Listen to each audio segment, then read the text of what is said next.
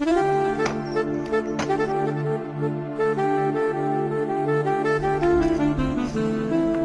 का भैया कैसन सवेरे में फरसाल है घूमत है? अरे सवेरे घूमे गए रहे ना, हमका फरसवा ले चली कौन आतर तने गोड़े आई, एक पंथ दुई काज हो जाए। भले सवेर में याद दिला दी है भैया।